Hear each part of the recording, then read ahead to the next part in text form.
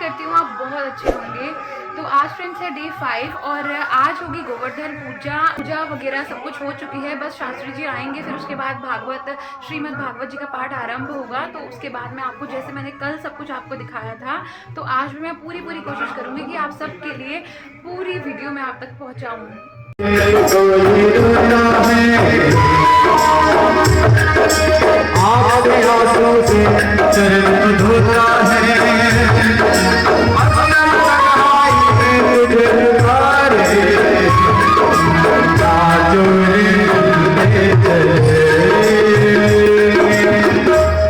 हम हरे हरे हारे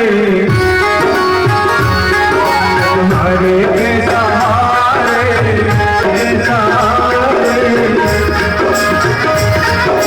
हरे हरे हारे तुम हरे सहारे।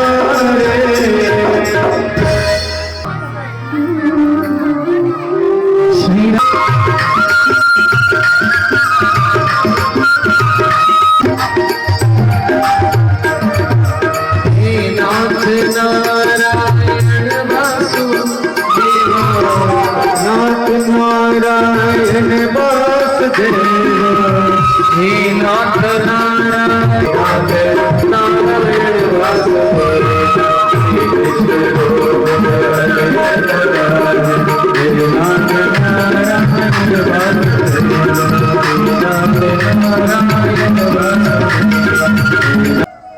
कि एकादशी का व्रत रखना है। पहला तो नियम ये है, अगर आप व्रत नहीं रख सकते तो उस दिन चावल नहीं खाने हैं।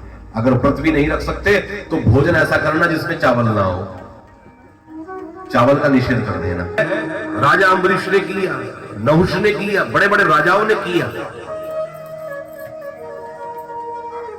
एकादशी के व्रत का मतलब होता है 10 हमारी इंद्रियां हैं और 11वां है हमारा मन, इसलिए वो एकादश होता है। यानी 10 इंद्रियां और मन वो नारायण में हो।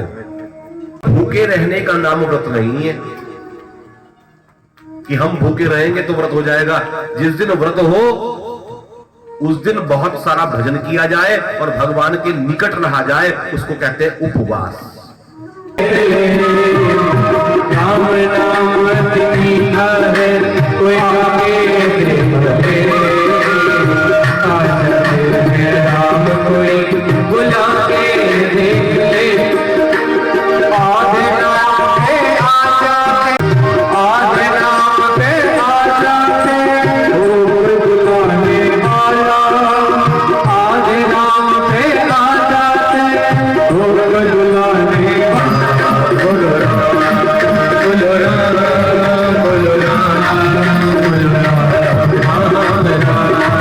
बोलो भाटिया परिवार में यहां भी मेरा प्रेम कम नहीं है। 2017 में यहां कथा हुई थी। ये जो कथा हो रही है ये धन्यवाद की कथा हो रही है। कोई पहले मनोरथ की कथा थी, कोई मनोकामना थी, लेकिन देखो ऐसे ऐसे भक्त हैं हरिद्वार में भी कि धन्यवाद की भी कथा हो रही है कि हमारा जो कार्य सिद्ध हुआ है अब उसके भगवान का धन्यवाद हो रहा है, उसके लिए भी कथा हो रही है। लोग एक ही कथा करा ले तो बहुत बड़ी बात है। और भाग्य परिवार कितना भाग्यशाली है कि 4 ही वर्ष में फिर अवसर प्राप्त हो गया। जन्म जन्म मुनि जतन कराही, जन्म जन्मांतर के यत्न से ये भागवत प्राप्त होती है। आप सबका प्रेम है हमारे लिए, इसलिए आप चले आते हैं। कोई बात नहीं हुई, कोई फोन से कोई चर्चा नहीं हुई, लेकिन फिर भी आ गई। ये प्रेम ही तो है। और जहां प्रेम होता है वहां फिर दूरियां नहीं होती, वहां तो हृदय में बैठे होते हैं एक दूसरे के। बार बार स्वागत आप सब लोगों का। मां गंगा के पावन तट पर भगवान सुखदेव बैठे हैं और राजा परीक्षित को ये कथा सुना रहे हैं। नाम महिमा बताई, राम की महिमा बताई और एकादशी का जो व्रत होता है इसकी महिमा बताई। उषा घर में रखी होनी चाहिए, गंगा जल घर में हमेशा होना चाहिए। और तीसरा, रामायण गीता या भागवत कोई मुख्य ग्रंथ घर में रखा होना चाहिए। इन तीनों का वंदन रोज करना चाहिए, ध्यान करना चाहिए। बजैया बाजे बजैया बाजे बजैया बाजे बजैया बाजे बजैया बाजे बजैया।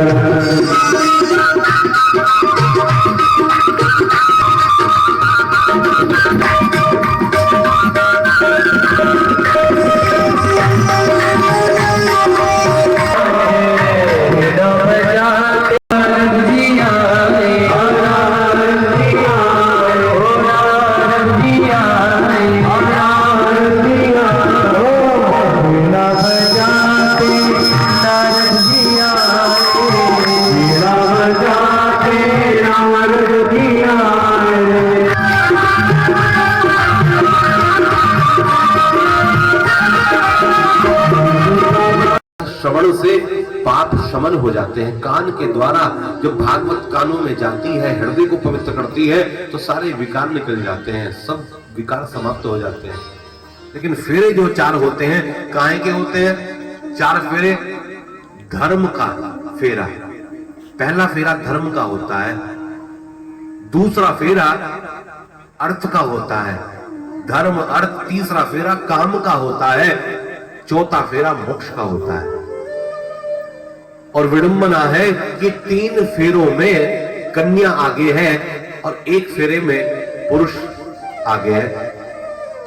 3 फेरे में कन्या आगे क्यों है और 1 में पुरुष आगे क्यों है?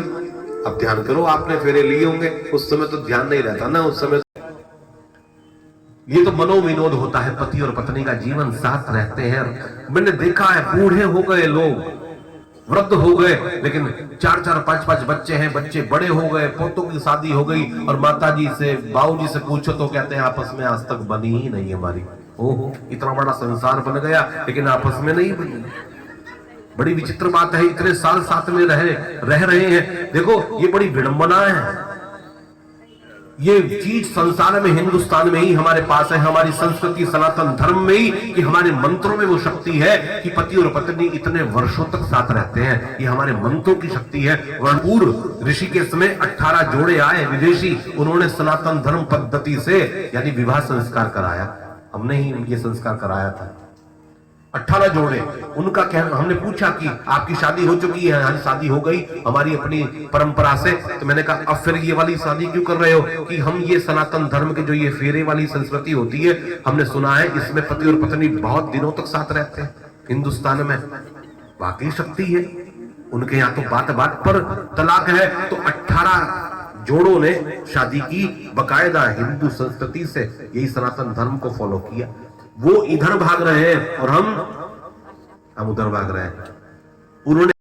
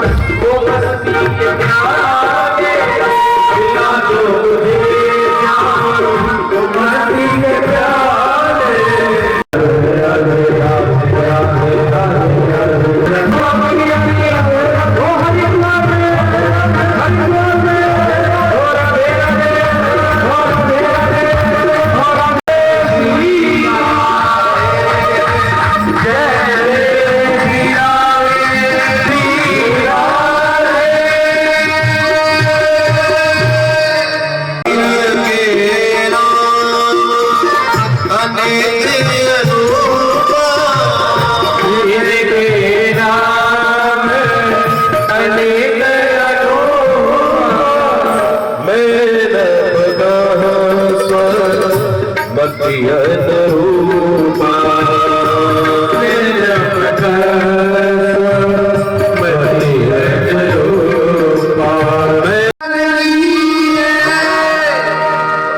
कृष्ण नाम रख दिया। कृष्ण कहने से तो मेरी तो जीभ मुड़ जाती है।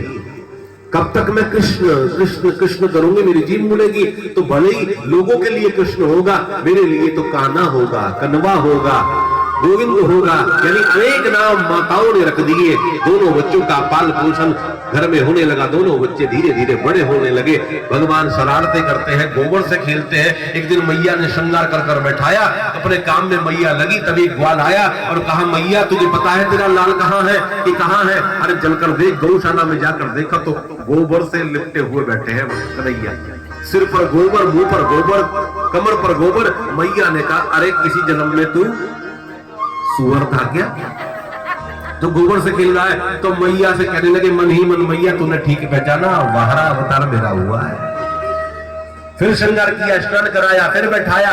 माखन भगवान को बहुत प्रिय है। माखन खाते हैं भगवान, माखन चोरी करते हैं, माखन चुराते हैं और अंगों के नाम सीख गए। एक गोपी आई और गोपी कहने लगी कि कहाँ है तेरा लाल? यशोदा ने कहा, अब तो इतना शरारती हो गया कि सारे अंगों के नाम सीख गया कि कान कहाँ है, नाक कहाँ है, आंख कहाँ है, गला कहाँ है, हाथ कहाँ है, ये सब जान गया। गोपी ने कहा, नहीं नहीं, इतना होशियार नहीं है तेरा बच्चा। कन्हैया सामने बैठे हैं कि चलो परीक्षा ले ले। अब गोपी जी तेज सोच रही थी, मैं अंगों के नाम पूछूंगी। तो पूछ रही है, तेरी आंख कहाँ है? तो कहने लगे, ये है आंख। गोपी सोच रही, जब कान पकड़ेगा ना मेरे सामने तो मैं कहूंगी, जब मैं कान पूछूंगी तो जब ये कान पकड़ेगा तो कह दूंगी मेरे सामने कान पकड़ रहा है। फिर कहा, तेरा माथा कहाँ है? कहा कि ये है माथा। कहा कि तेरी ठोड़ी कहाँ है? कि ये है मेरी ठोड़ी। कहा तेरे दांत कहाँ है? कि ये है मेरे दांत। कहा तेरे होंठ कहाँ है? कि ये है मेरे होंठ। तेरी कमर कहाँ है? कि यहाँ है मेरी कमर। तेरे हाथ कहाँ है? कि ये है मेरे हाथ। तेरे पाँव कहाँ है? कि यहाँ है मेरे पाँव। कहा कि तेरे कान कहाँ है? अब कन्हैया गोपी के ऊपर चढ़ते हुए खड़े हो गए और गोपी के दोनों कान पकड़कर कहने लगे, इनको कहते हैं कान। ये है ना बड़े बड़े कान, इनको कहते हैं कान। कान का ही तो पता करना है, अब ये थोड़ी पता करना है कि मेरे कान या तेरे कान। बहुत सुंदर लीलाएं करते हैं, माखन चुराते हैं, माखन खाते हैं, माखन की चोरी करते हैं। भगवान को जो नमन करता है, भगवान उसको न मन कर देते हैं, उसके मन को चुरा लेते हैं। तुलसा पत्र अवश्य होना चाहिए। विष्णु पुराण तो ये कहती है कि दूसरा तुलसा पत्र हाथ में हो तभी पहला तुलसा पत्र हटाना चाहिए। अगर आपके हाथ में तुलसा पत्र नहीं है तो उसी को धोकर वापस चढ़ा देना चाहिए, यानी अलग नहीं करना चाहिए। बात तो तब हुई, एक दिन मेरे घर आया, बछड़ों के खोलने का समय था। मैंने कहा, अरे कन्हैया तू आया है तो जरा बछड़ों को खोल दे। तो इसने उत्तर दिया, तेरे बाप का नौकर हो क्या मैं जो तेरी बात मानू? अपनी मर्जी आती है तो खोलता है, मैं कहती हूं तो कहता है तेरे बाप का नौकर हूं। आज भाई मेरे घर पर आया, इसने मेरे घर भी माखन खाया। यशोदा ने कहा, देखो अपने माखन को अपने छीके पर लटका दिया करो, थोड़ा ऊंचाई पर लटका दिया करो। चौथी गोपी बोली, मैंने ये भी कर देख लिया। मैंने अपने मटकों को छीके पर लटकाया, ऊंचाई पर लटकाया। ये अकेला नहीं है, पूरी टीम है। ये पूरी टीम आई और एक दूसरे के ऊपर चढ़ जाते हैं। ये मुखिया है, सबसे ऊपर ये चढ़ता है। इसने माखन की मटकियां उतारी, खूब माखन खाया, खिलाया। और ना जाने बहन इसकी बंदरों से क्या दोस्ती है, इन्हें इसने ऐसी सीटी बजाई, मेरे आंगन में हजारों बंदर आकर बैठ गए। अब गोपी क्या जाने कि भगवान का बंदरों से क्या संबंध है। ये तो रामावतार का संबंध है। उस समय युद्ध कराया था, इस समय तृप्ति दिला रहे हैं कि माखन खाओ भाई, आनंद लो, तुमने बहुत मेहनत की थी। और कहा कि पहले ग्वाल वालों ने खाया, स्वयं ने खाया, फिर बंदरों को खिलाया, मटकियां पूरे आंगन में रख दी और बंदर भी तृप्त होकर जाने लगे। जब माखन छोड़ छोड़ कर जाने लगे तो पता इसने क्या बोला? इसने बोला ग्वाल वालों को, आए हाय कितना सड़ा हुआ माखन है जिसको बंदर भी नहीं खा रहे। खाता है, खिलाता है और फिर नाम करता है।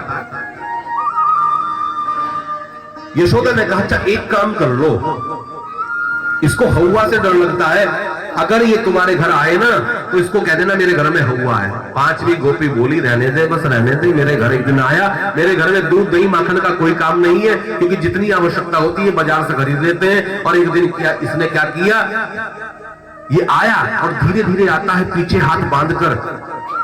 टोली तो बाद में आती है, पहले ये आता है। और मैं छिपकर बैठ गई। मैं तो सोच देख रही थी कि भाई ये घुसा है, इसको माखन नहीं मिलेगा। ये छिपकर पूरे घर में घूमा, पूरे घर में घूमा, इसको माखन नहीं मिला। तो कहने लगा ये घर है या मरघट है, इसमें माखन की बूंद नहीं। सुबह का ब्रेकफास्ट करना है, बाल भोग करना है, सुबह सुबह की दिहाड़ी खराब हो गई है। तो इसने बहन एक ऐसा काम कर दिया, मैं तुझे बता नहीं सकती। मां भी रही है, ना जाने क्या कर दिया होगा। बता दे बहन, जब सब बता रही है तो तू भी बता इसने क्या कर दिया। तो बताया कि बहन इसने ऐसा काम कर दिया, मुझे शर्म आ रही है बताने में। नहीं बता दे क्या कर दिया। कहा कि जब इसको माखन नहीं मिला पूरे घर में तो इसको गुस्सा आ गया।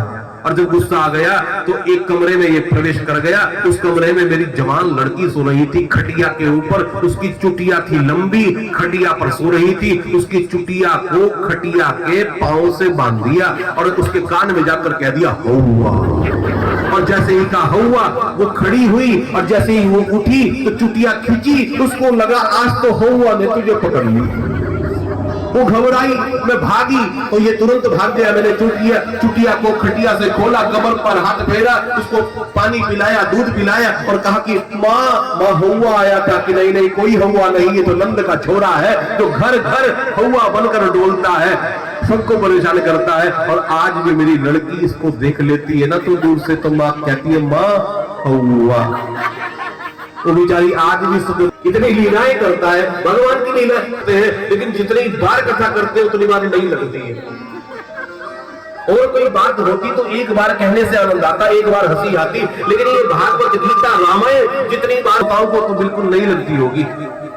ये कथाएं कोई पहली बार कथा थोड़ी हो रही, लेकिन हंसी वही भाव उमंग ले जाता है कि वाकई कैसी लीलाएं भगवान ने की है, कितना सुंदर भाव भगवान का रहा होगा।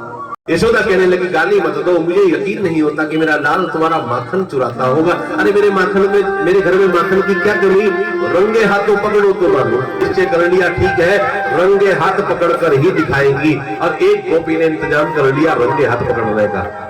क्या किया, गोपी ने सारी व्यवस्था कर दी, मटकियां बांधी और मटकियों पर घंटियां बांध दी कि जैसे ही मटकियों को छेड़ेगा घंटी बजेगी, हम पकड़ लेगी। पूरी योजना, पूरा जाल बिछा दिया गोपी ने। अब कन्हैया की देख तो जरा, मटकियों के ऊपर घंटियां बनी हुई है, हम मटकियां छेड़ेंगे घंटियां बजेंगी और हम पकड़े जाएंगे। ताकि रुक जाओ जरा। कन्हैया ने हाथ जोड़कर कहा हे घंटी देवी। सब ग्वाल वाल देख रहे हैं कि घंटी देवी कोई बोलेगी क्या, चुप तो रहो। तो क्या चाहते हो? कहा कि जब ये बच्चे ना भोग लगाए ना, जब ये खाएं तो तुम बजना मत, ये माखन खाना चाहते हैं। बड़े प्यार से कहा। तो घंटियों ने कहा कि अच्छा नहीं बजेगी। ग्वाल बाल कहने लगे वाह भाई वाह, तेरी पहुंच तो बहुत ऊपर तक है। तो घंटियां नहीं बजी, सबने माखन खाया, घंटियां नहीं बजी। और जब जैसे ही कन्हैया ने माखन खाया घंटियां बज पड़ी। जैसे ही कन्हैया ने माखन खाया घंटियां बज गई। सब ग्वाल बाल भाग गए, गोपी आई और हाथ पकड़ लिया, रंगे हाथों पकड़ लिया, सब भाग गए। कहा कि आज बताऊंगी यशोदा को। यशोदा कहती है ना तेरा मेरा कन्हैया चोर नहीं है, आज तू पकड़ा गया। कहा कि मैंने अकेले ने थोड़ा ही खाया, सबने खाया। कि मुखिया तो तू ही है, चल घर, अब तू नाम बताएगा, एक एक के छोरे की पिटाई में बनवाऊंगी। कहा कि जरा मुझे बात करने दे घंटियों से। कहा कि हाँ आज तू कुछ भी कर ले, तेरा ड्रामा मैं नहीं, तेरे ड्रामे में आने वाली नहीं हूं। तो कहा कन्हैया ने घंटियों से, अरे घंटी देवी, हे घंटी देवी। पहले तो तमीज से बोल रहे थे, डांट कर बोल रहे हैं। घंटी ने कहा कि क्या है, कि हमने तुम्हें यह कहा था कि हम बच्चे भूखे हैं और हमें माखन खाना है, तुम बजना मत, तुम बजी क्यों? घंटियों ने कहा कि कहां बजी? कि बजी हो कि आप जब सबने माखन खाया तो हम नहीं बजी, लेकिन आपने माखन खाया तो हमें तो बजना ही होता है। संसार का नियम है कि जब ठाकुर भोग लगाता है तो हमें तो बजना ही पड़ता है। तो संसार भोग लगाए तो शांत रहते हैं, जो भोग बजना ही होता है। कि मैया तो से चुगली की गोपी ने जरूर है, मोहे कसम बलना जो लगाना कसूर है।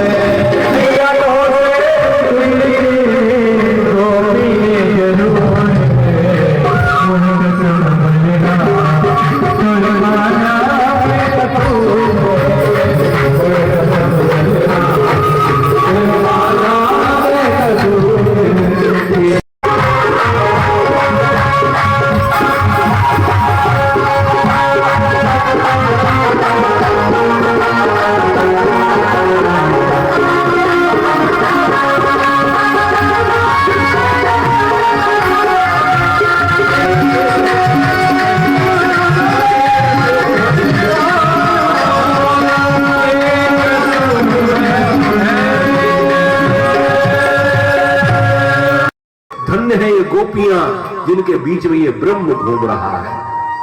धन्य है ये गोपियां जो छचिया बरछाछ पर नाच भी नहीं चलती है। देखो शाम बंसी बजाते मिले जरा चल के वृंदावन देखो शाम बंसी बजाते मिलेंगे जरा चल के वृंदावन देखो मिलेंगे शाम बंसी बजाते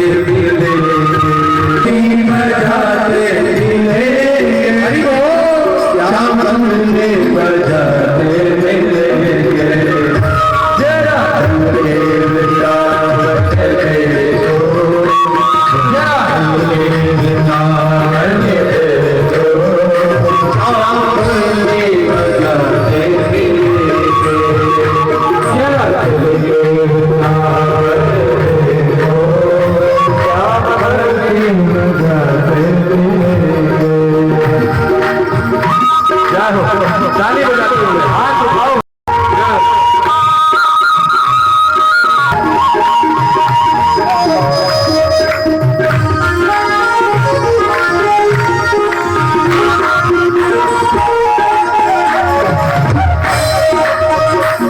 झूला झूल रही होगी मेरा झूला झूल रही होगी झूला झूल रही होगी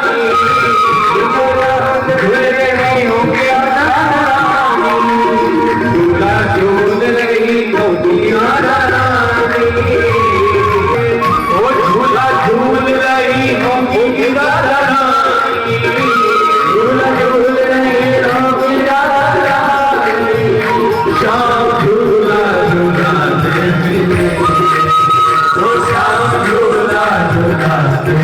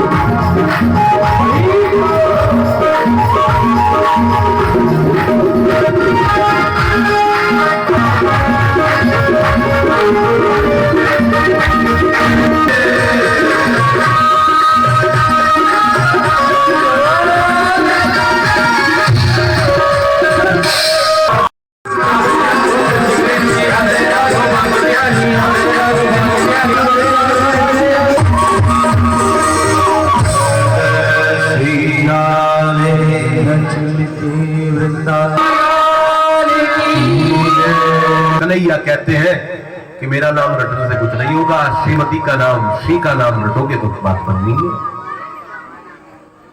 राधा राधा रट से सब बाधा मिट जाती है।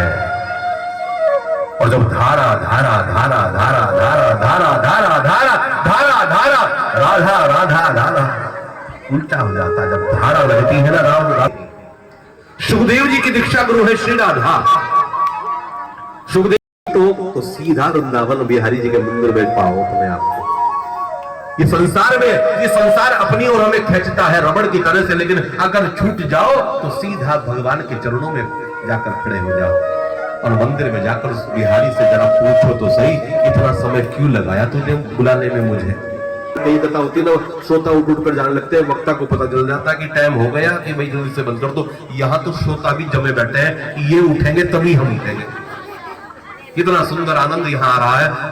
श्री गोवर्धन महाराज महाराज तेरे माथे मुकुट विराज। श्री गोवर्धन महाराज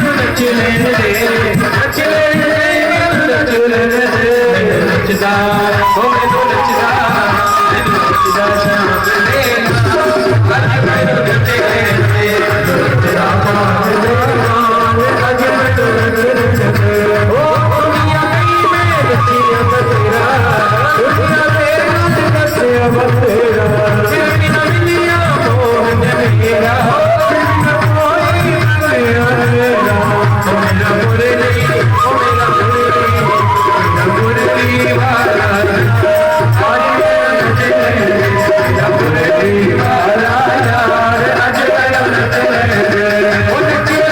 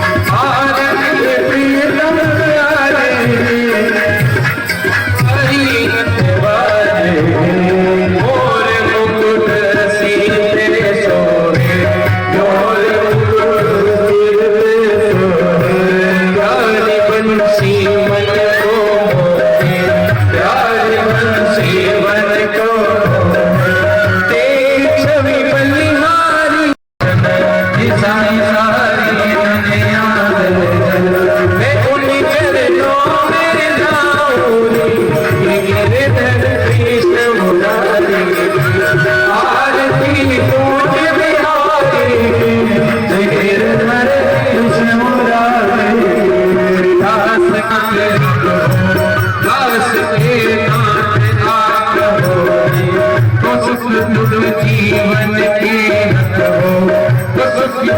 जीवन के आंटी तेरा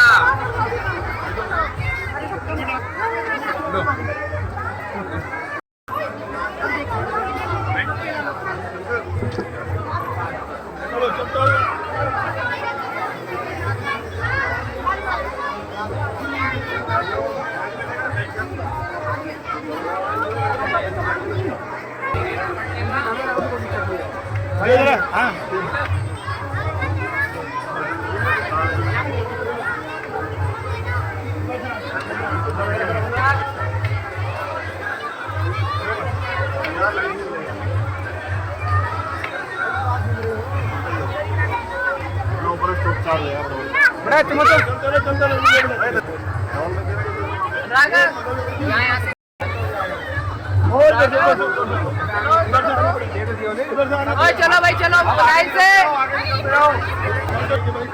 लाइन में हम क्या करेंगे आज वो माता जी देखो लेकिन वो जो हम चल रही गाड़ी लाइन में आ रही है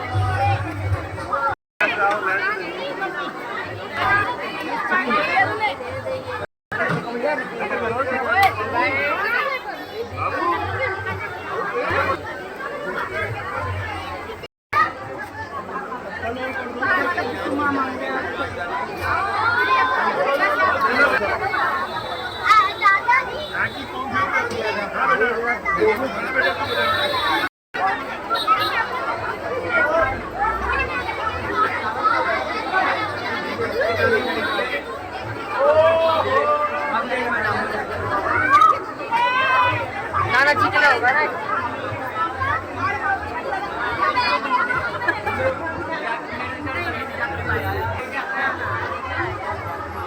नहीं दे इसका कर दे हो गया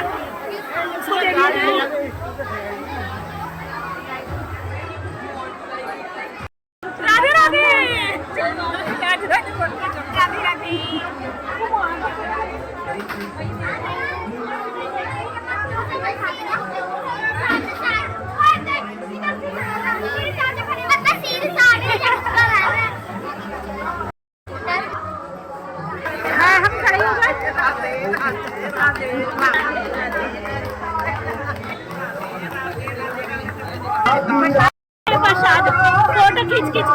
नहीं होगी।